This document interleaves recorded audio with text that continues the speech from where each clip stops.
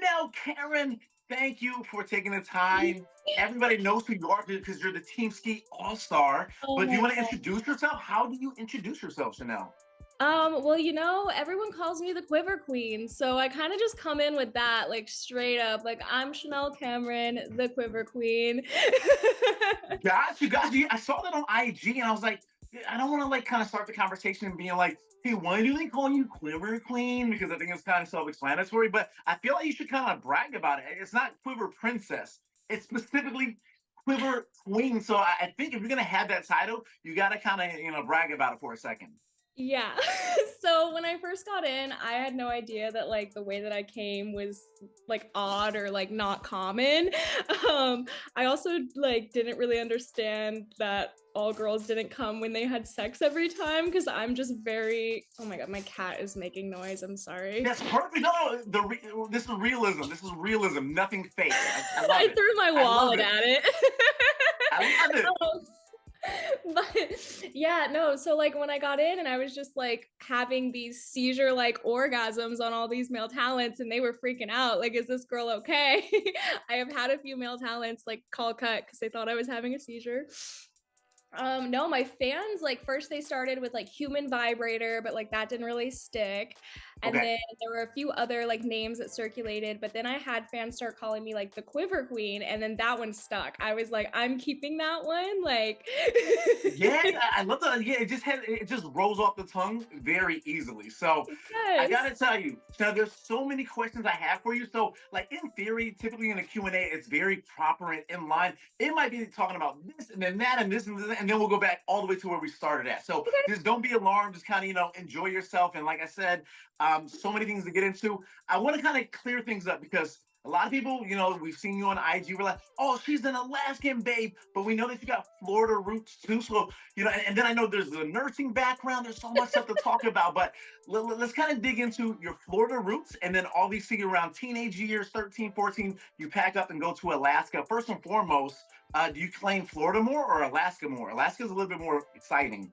Well, it's half and half really. So I Yeah. don't know what to claim because like I am technically from Florida, but I came into porn from Alaska. So I'm like, I'm both. I literally, because I moved there when I was like 13. So it was like halfway through my like growing up. And then I left when I was 20. So I spent a pretty decent amount of time in each area. Um, when I lit my life in Florida was very different from the life that I had in Alaska, obviously. But I think the biggest part, besides like the weather and the environment and like the culture difference in the states, Yeah. was really just like my place in life. Like when I was in Florida, we lived very. I was poor. It was very dirt poor. My family was very ghetto. There's a lot of dangerous shit happening. I lived in a very bad area. We would have drive-by shootings all the time. There were gangs in the area. Like it was just normal for me. No, it was pretty um, much GTA lifestyle, right? So like a real life GTA literally, lifestyle, Vice City, right? Gotcha. yeah. Okay. Yeah, so I'm from like Duval County, and like most people who like are familiar get what. Gotcha. Like, oh, we um, already know. We already know, Chanel. yeah, so then obviously like my mom's motivation for moving us was, my sister was coming up. She was very young. She had just been born and like she was getting close to school. And like we just didn't want to raise her in that environment. It was hard enough for me. I can remember countless times I almost got kidnapped or like school fights and like gang activity and just things that were very dangerous. And I'm surprised that I survived.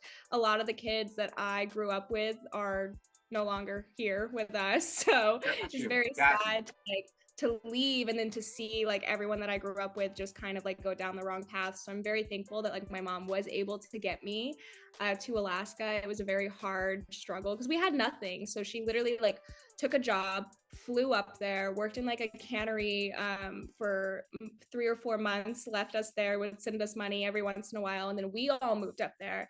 And it wasn't easy. Like when we first got to Alaska, we lived in a motel, one Wow. room, four of us. Like I went to high school like that. I rode the bus every day. Also, I we moved to a very I wouldn't say remote because there is a road, but Okay. like it was a very rural part of Alaska. It was the town was a mile long. The population was probably under 3,000, and that's counting like a 30-mile radius. Gotcha. Um, So it was a very small town. My graduating class was like 30 kids. I definitely got bullied being the new kid. Got you, Especially got you. Wow. being the new kid who lives in the motel. Yeah. Wow. um, You know, yeah, so and Chanel, not to kind of jump in there, but I gotta say, I had this question a little bit later on in the conversation, but you kind of answered it. I wanted to say, looking at your catalog, 2022, 2023, I was gonna ask, where does the work grind come from? Like, where does all that hustle and grind? And I think you kind of answered it right there. Like, you are working so hard because you know what you've been through. And mhm. it's interesting because you'll see people, kind of, get your spark that you've had, and then it kind of like goes down a little bit. You've been on a nonstop, like, yo, I'm in this culture, I'm in this genre, I'm not slowing down at all. So I mean, I want you to keep on talking about Alaska, but does that kind of play into just like your hunger and the reason why there's so much of your content out there that like there's just no days off? Well, I mean, it really goes back to like I owe my work ethic to my mom. Like she worked multiple jobs as I was a kid. My dad had really bad health issues, so he had trouble holding down a job. And so like I just watched my mom, like it gave me the motivation to be like, I might have not been given the greatest deck of cards, but I am sure gonna turn them into the deck that I want. Like, and Got you, yeah. I before I got into porn, I was the same way. Like when I was in nursing, I would work 7 days a week. I did that for about a year, working like between 12 to 15, 16-hour shifts. I'd always had multiple jobs. So getting into porn, it was like, oh, well, this is a lot easier than like working 12 hours on my feet, like taking care of patients. So, like, of course, I'm gonna work fucking hard. Like, I give myself maybe like 5 or 6 years of like really just hammering Yep, things out in the industry before I decide to, like, kind of rest a little bit and take a step yep. back. I think I'll always be working. I just definitely will slow down, just not yet. I got you. You know, let me also ask you regarding the nursing, because I look at you and I look at the dates. Like, was that during the pandemic, right before the pandemic? Because I'm like, oh man, were you actually doing nursing like during like 2020, 2021, or were you able to do it before it got that crazy? Yeah, so I actually graduated in 2019. So Okay. that was the last graduation before COVID. I got the last Wow. real graduation. I graduated Got early though, so I got lucky. you. I Okay. was supposed to be in 2020. And then, so by 2020, I was already working in healthcare. And so literally, I started 3 months before the pandemic hit. And I had to open a 65-bed facility during the pandemic, which was a time that like even the CDC didn't know what was going on. So we were Yeah. meetings every day and it was constantly changing. So then to have to go through your initial inspection for a facility, which is the hardest inspection you'll go through. And like Yeah. at this time I was 17. Like I can't believe they hired me. Like I was 17 working as like an assistant manager, administrator of like a 65-bed nursing facility. Like it was insane opportunity. I learned so much from that job. But I will say that like the pandemic is why I quit. Like it ruined healthcare. I wanted to care for people and I watched it just ruin like nurses, facility, like policies. Like we didn't care about the patients anymore. I mean, I did, but I just was Yeah. watching like hire like improperly trained people and then putting Yeah. them on the floor and then they were killing patients. And it was like I couldn't Got you. quit. And that's when I got into the bikini barista. So I spent 2 years in nursing before I just started doing the bikini barista. And I did that for Okay. maybe 6 to 8 months before I got into the industry. And that was kind of like my gate. Got you. Like that's Got what you. got me like doing the sexier things. And then when I like quit that job, I was like, okay, well, like, why don't I start an OnlyFans page? And so I did Yep. that. In 3 days of starting my OnlyFans and my Twitter, I was like on my way to LA to shoot my first porn scene. It was insane. Gotcha. And tell me, just out of the multiple places you've been at so far. So we've been in Florida, been in Alaska, you've been in LA. What was the biggest shock for you? Was it that initial, like, I'm a teenager, I'm in Alaska now, like, I don't even know where we are on the map? Or was it like Yeah. LA? Oh my gosh, it's stars, it's fake, but it's real. It's all these different people out here. Kind of like, what was the bigger shock for you, going to Alaska or LA?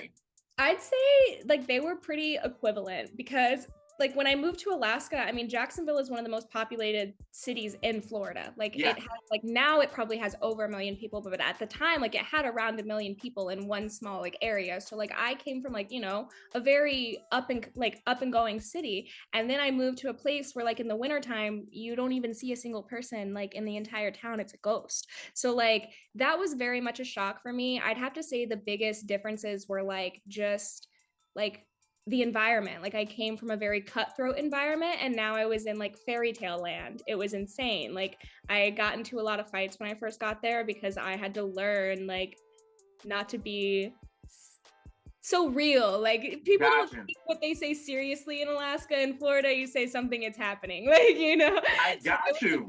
a big culture difference, but I honestly think it was the best thing for me because it calmed me down and like made it to where now like, you know, I have that side of me, but I don't need to like put it out into the world. But no, coming from Alaska to LA was even like an even more shock because I had spent 10 years in this environment and now I was accustomed to it. I was happy in it. I was safe in it. And there's not a lot of people. There's, you know, one store, you know, there's not a lot going on. And I had never like been on a plane again since I had came to Alaska because we were still poor. Like we didn't vacation or fly. And so it was my first time flying by myself and then to fly all the way like into LAX, Yeah. which is a terrible airport, Oh, mind you. yep, yep.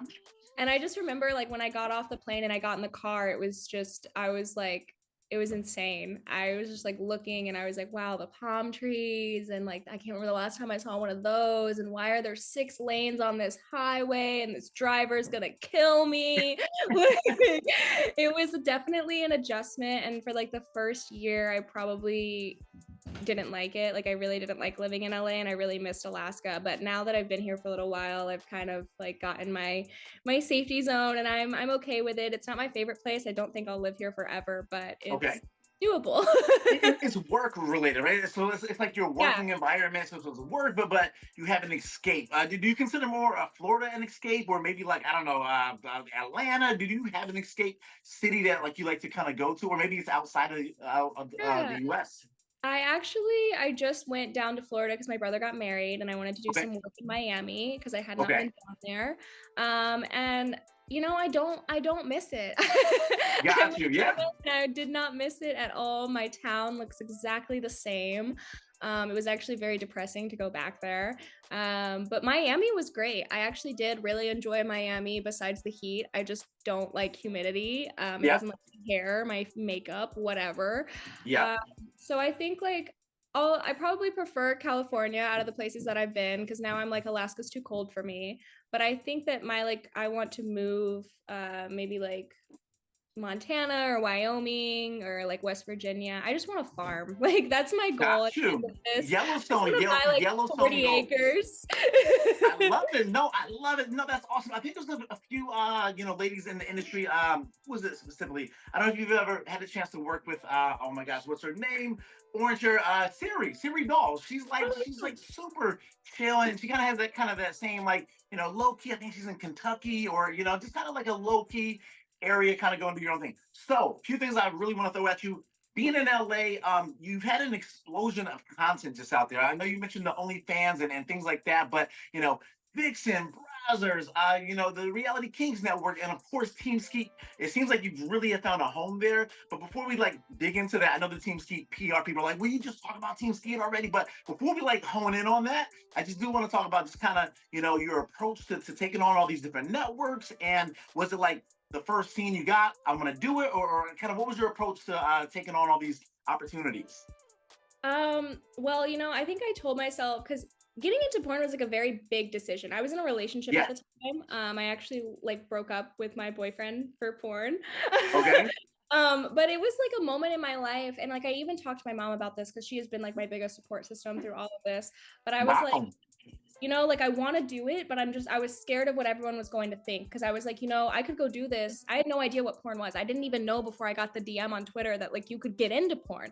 I was like, this is crazy. And then, you know, I was very, very nervous because I was like, what if I go down and I shoot one scene and they don't like me? And now I have porn on the internet forever. And I have to Yes. come back to Alaska?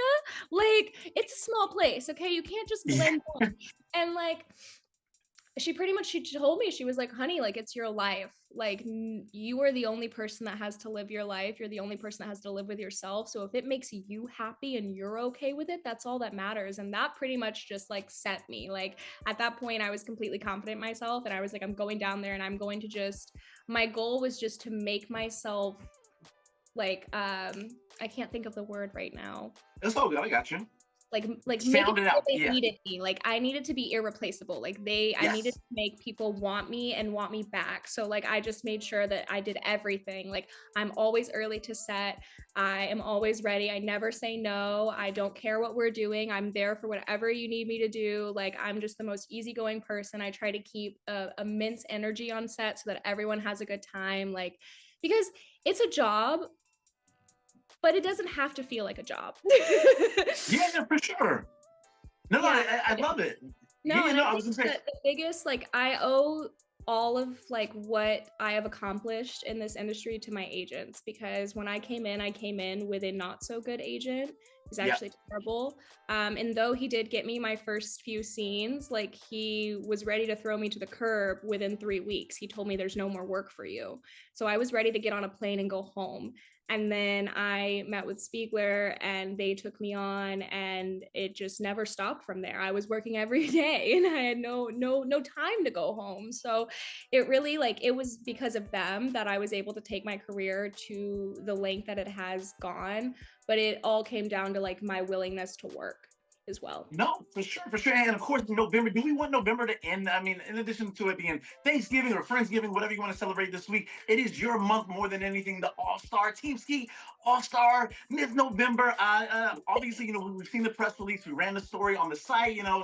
I know you've had a really positive reaction, but just kind of, taking a moment to just kind of relive that in these last weeks of November. Just Yeah. that honor, especially with your whole backstory. Like, is that insane to you?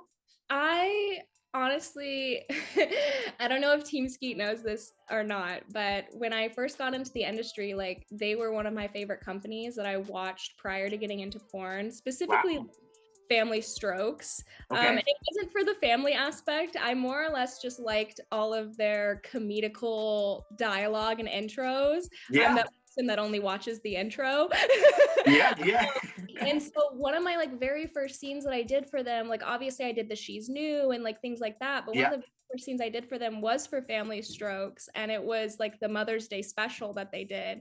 And that was probably like the coolest moment for me when I first came in because I was like, oh my God, here's this company that I've literally watched like for years. And now I get to like perform in one of their scenes and it's a Mother's Day scene. So like it was so cool. And then after that, like they kept shooting me like multiple times a month. It was insane. I have so many scenes on their site for the amount of time that I've Yes. been shooting for them. Like I almost think it's like one of the highest amount of scenes to come out Yeah. in my amount Definitely. of time. But no, I love them. I love working for them. It's always been great. Their fans love me. Their fans are always so amazing to me in the comments. And so it's just nice to have a very good relationship with them and to have had that relationship since the beginning of my career and to just keep going with that. And I love all of the effort that they put into my month. Like Yeah. they really took the time to like look at what I had done for them as a performer and the way that I like to perform and the scenes that I did the best in. And then they threw that, like they put a lot of thought into the scenes that they gave me because every scene was kind of like high energy, crazy, like Yeah. do whatever. Like it was everything that embodies me as a performer. And I was like a happy little schoolgirl in For all of sure. it. No, and so now let me ask you, what is it that they're doing so right that the other networks, and we don't want to slam other networks, it's all big family, it's all part of the adult culture, but are there maybe a couple of things that Team Skeet, like, man, I wish every other network that I work with could maybe, apply that to what they're doing. And like I said, we're not singling out anybody, but we're just saying Oh, there's of something that course. Team Skeet, yeah, they get it right every time. I think for them, it's just like they really pay attention to the performer. Like for instance, when, like I just said, when they created my scenes, like they really paid attention as to like what I was good at and what I liked to do. And I could tell that they put that into my scenes because I've done other scenes for other companies that were supposed to be about me. And like Yeah. it didn't feel like it was screaming Chanel. It just felt like Yeah. Chanel in a role. And like this was a very odd chance of something that literally felt like it was curated for me to showcase me, like, and that was a very good feeling. So I think with Team Skeet, they do a very good job at like connecting with the performers, keeping in touch with the performers. I've had a very good close relationship with a lot of the people over there. So Okay. much like the social media manager to like the people who are sending out the merch and like some of the people in the company. Like they're very good, they're very communicative, and like anything that I've ever asked for, they've been very on top of. So I think that that's where they really do well, is they pay attention to us in a light that like most companies don't necessarily. I love, and for people that are just now getting put on, so you're like, oh my God, wait, Chanel Camryn, who's this? So, yeah, let me do my research. Do you prefer people to kind of start with maybe one or two specific scenes on TeamSkeet, or is it like, hey, pick and choose whatever scene I perform at the best anywhere? Like, where do you want people to start at that are just now getting put on to you? Oh my God. I honestly don't think that there is any scene for TeamSkeet that I didn't like. Okay. So you're pretty much safe to start with whatever. I know that they have a lot of different sister sites, so it's kind of like your subscription, depending on what you're subscribed to, like depends on what you'll see. So definitely like I've pretty much shot for all their sites. So if you want to start, just pick something you like a genre you like, and I'm sure you can find me in that category. I got you. And one thing related to the comments, I'm one of those people that like wonders, okay, does the director look at this? I know that like the Team Ski people, they're really great. They'll like reply to other people and say, hey, we'll make sure to pass the message on. Do you take the time like for not just Team Ski, but any publication or network you shop for to like read those comments? Or because sometimes it can get a little bit like Yeah. play with your head a little bit. So actually I don't typically get to watch my own scenes fully, at least not what, doesn't get leaked onto my Twitter Yeah. account. Um because I just don't have the logins or access to any of these Yeah. sites to see my scenes. But TeamSkeet has actually been great about any time that I've asked them for a login, like they'll give Mhm. it to me so that I can look at what I have coming out and what I've put out. And that's very nice because it's good to be able to see the comments that are coming down, and like I have taken recommendations into consideration. I mean, sometimes mean comments are just mean comments, but sometimes I'm like, you know what? Like, you're right. Like, that noise I was making was fucking annoying. Like, Yeah, but you're thank the you Quiver for Queen, that. so we can't get rid of the quivering. So we got to keep the quivering there forever, okay? So Yes. let's not get rid of the quivering. A few other things There that I is know. Yeah. there's a massive Reddit debate on my quivers on whether or not they're real or fake, and I think that's hilarious. Got you. Yeah, obviously, right? Reddit is like the biggest debate. Few things that I want to make sure to get into, because like I said, this will go on and on and on. I'm just looking at my notes. I want to ask, there's so many different things. How is your approach to shooting scenes now? Any different, or maybe the same as when you kind of first started getting like those handful of scenes in there? Like, if it's a game day, do you still get those butterflies, or like, I guess what's the same and maybe what's a little bit different from now? Having so much content under your belt versus when you kind of got those first 5 or 10 scenes shot at the start of your career? Um, Actually, this is crazy for me because I'm a pretty like anxiety ridden person. Okay. Getting into porn was the first time that like I wasn't nervous. Like you would think that that first scene would have you like racked with anxiety, Yeah. but it wasn't. And I find that like getting naked in front of like 20 different people is like the easiest thing for me to do, but like public speaking clothed in front of like 5 people is very hard. So Got you. I think for me, like, I wasn't necessarily had any butterflies for each scene, but now it's just like I'm very comfortable. Like I know what I need to do, and to the point where like I like to work with new people so that I can show them what to do. Like, Yeah. I very much like find myself when in the beginning I didn't really take control and I didn't really just do things. And Yeah. like now that I've had my time and I've gotten comfortable with myself and my own sexuality, and then with like pursuing others and like, their boundaries and things like that, and being able to like read people's body language, like now I just kind of go in and go ham, and like every scene is like, Yeah. what can I do to like, and you also constantly have to like evolve because you can't just, your Yes. scenes will all look the same. Like you have to think of Yeah. new things to say, new things to move, new positions, like new ways to like, and so it's very fun. And I think that's also why like watching your scenes is very good, because then you can see like what you don't like about your performance and what you want to like kind of hone in on more and work more on, and then also what you're good at. Like for me personally, I'm very good at talking to the camera, so like Yes. VR and POV scenes are really good for me, and things like that. I got you, and I try not to get too explicit during these Q&As. I do want to kind of keep it lifestyle behind the scenes, but I gotta say, your shoplifter scene that I was at last night, a couple nights ago, was kind of that was insane. Number one, your chemistry, or just kind of the parodiness of it, the satirical stuff, but to have the performer release like too soon, and it was just funny because we were talking about comments. I was reading the comments like you know you know Chanel's pussy that good when the performer pre-comes and all this stuff. Like it No, was this just is hilarious. So tell this me. scene actually, like, he actually couldn't hold it in and came. Like, he was not supposed to come. Yeah. And so what's funny about like the shoplifter and what made my scene different from all the other shoplifter scenes was the fact that like you're supposed to be like, oh, the whole time. And Yeah. like, but once he came, I was like, well, he told me it was supposed to be over. So then my brain like instantly shifted into talking shit to him. And Yes. so it was one of the first like shoplifter scenes where the girl isn't the one that's like completely like under. It was like I actually like was giving it back to him. And so I became like a brat and an attitude. And so Yes. that's actually one of my favorite TeamSkeet scenes that I did because of that. Like, I think it's awesome that it has, for one, the double like pop, Yep. Yep. and for two, like the change, like the drastic change, because I played like the part of being upset very well. Yep. But then I just was like, we're flipping the script. And so when I finished that scene, I was like, I don't know if that's actually like what they wanted. I don't know if they're going to be happy with that, but it's good to know that it is, the viewers are like, oh my God, yeah. The viewers love it. The comments are there. And the fact that the camera keeps rolling, because like a lot of times, especially from my perspective, you look at how much time is remaining. It was like, oh, wow, there's still a chunk of time remaining. And like, it just continues it was like the first so, position. yeah, I was like, oh my gosh, that's insane. And I was shocked. Like my reaction was legit because I was sitting there in my head thinking like, how are you gonna come again? How is this scene gonna happen? exactly. So no, I think that just like goes to, once again, all-star of the month for TeamSkeet's. A few more things, just kind of specifically in the adult world.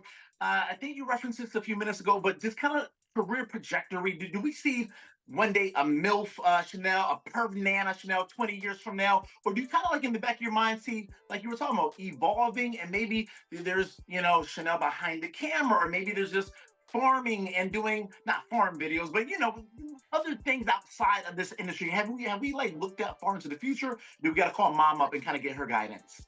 So actually like coming into the industry with like as many shoots as I've been doing, I haven't had enough time to really focus on my OnlyFans. So like I'm a great porn star, but I'm a terrible content creator. Gotcha. And so I do think that like, these years that I'm performing are very vital for me to just perform as much as possible. So I will for the next 3 or 4 years, but I do definitely see myself not necessarily quitting, but like stepping back and focusing more on my personal content within the next 4 or 5 years. But I'm definitely going to make it into my MILF era. I don't know if like the Nana era is coming. Yes. I don't really want to be here for that. Gotcha. Yeah, Nana's a little I bit will tough. definitely be going into my MILF years, although I hope that those are like far away because Super far. I'm trying to pull like an Angela White, and like really be that hot girl for a while. Absolutely. Absolutely. A few more things for you. I promise you now, a few more things for you. I do want to ask, who's, we talked about your mom kind of, give you that motivation to kind of, hey, let's go. Let's give this industry a shot. Since you've been in the industry, is there like a mother or maybe even a fatherist type figure that's kind of, guided you being so young, all this being so new to you and you not showing any signs of slowing down? Has there been a Yoda in your life to kind of guide you and like say, hey, you know what, blah, blah, or have you just been kind of learning on the go? A lot of it has been learning on the go. I've had friends when I first got into the industry. There was a girl that I was friends with, and that kind of helped me a lot to get my gears. But then when I flipped agencies, like it comes and goes. Like friendships with these girls come and go because we're all in different stages of our career and life and what we're doing. And then I lived with my roommate. We got into porn around the same time with the same agency, so that was kind of nice. We kind of trauma bonded together. Gotcha. Okay. And that wasn't necessarily someone to teach me. It was just someone to be there with me. Like she was on the same level as I was, going through all the same things. So it was nice to have someone to like vent to, because you can't just talk about this shit with anyone. They don't understand. Yes. But now, like I do, like my agents have been the best mentors for me, really. Like I go to them with everything. They've been amazing in that. And then I do have like other friends in the industry. I have a few that I consider my porn dads, and they are like my father figures, but they're male talent. And they just kind of, they've been in for like 7 to 10 years. They give me the advice, and I'm like solid. For sure. And let me also ask you, what's been the biggest misconception, especially like someone from my perspective that like hasn't ever shot a scene that you at least know about, right? Hasn't shot a scene, and we like, you know what? I bet someone. So, is there like one or two big misconceptions that like just being an adult performer that it's like, yo, bro, or yo, sis, that's not really what happens? Is there any kind of misconception out there? I mean, I think there are a lot of Okay, misconceptions. I could probably go down a list, but I think the okay, biggest ones are just that all we are is a porn performer. Like, I think that when people see us, it's hard for them to imagine us as a normal girl at the grocery store. yeah, Like I'm just a normal person, and really when I'm not on set, I'm not doing anything. I'm sitting in my home, I'm watching Netflix. I'm very average and boring. I just like to have these crazy experiences on set. I think it's also a big misconception that like when it comes to like relationships and dating, that yeah, like that the sex that we have on set isn't different from the sex that we have at home. Like there's a very big difference from like the performance aspect of what we're doing to like actually enjoying yourself. Because yes, like having sex on set can be very enjoyable, and I often like do find fun in what I'm doing, which is why I yeah, love it so much. But it's not always like that, because at the end of the day, like you're creating a product and it needs to be what they want to create, and you're not always having fun or having enjoyable time, or like the positioning is not great. We're opening up for the camera, you're literally yeah, fucking my sidewall, like it's not yeah. that fun. But like it can be. And so I think it's just being able to understand that like what we're doing it's not genuinely real, but it's still, there is a realistic aspect to it. It's like a movie, you watch Marvel, you watch those things. Exactly. I gotta say, there's so much, and I kind of presented this whole interview like, oh, we're gonna talk about lifestyle, but I got so intrigued at what you've done behind the camera, in front of the camera, that I have things like from dating, traveling, tattoos, grooming the lower region. There's so much stuff that I want to like really dig into, but maybe I'll kind of save it as a teaser because I know your cat is like going bonkers back there, and I want you to like take care of the kitty cat. But honestly, He does this before all we the time. it's normal, right? It's normal, but honestly, it has been beyond a pleasure. I meant to go 15 minutes. We've already gone past 35 minutes. Oh Oh my my God, I can't. God. Yes. So I Well, maybe really we'll have have to do another interview sometime. a part two. Literally, you've done part twos. We got Black Friday coming through, like in literally November 22nd. We got Yeah. you as the All-Star. So I will cut you loose. I want you to like continue to talk because, like I said, there's so much lifestyle stuff that I really do like. I want to ask you what real quick. Horror movies or romantic comedies for a date night? What do you lean towards? Horror movies or romantic comedies? Horror movies for sure. Black cat horror movies. I I'm got putting the you. whore in horror. Oh my God. So Cameron, I have Chanel Camryn. So what we're gonna do real quick before you log off, we're gonna like say goodbye, and then I want to like say you for like 10 seconds. Does that make Okay. sense? Yeah. So before we cut you loose, anything that you want to make sure, oh my gosh, I'm in love with Chanel. I want to follow her. She has an Amazon wish list. She's on TikTok. All these, Yes.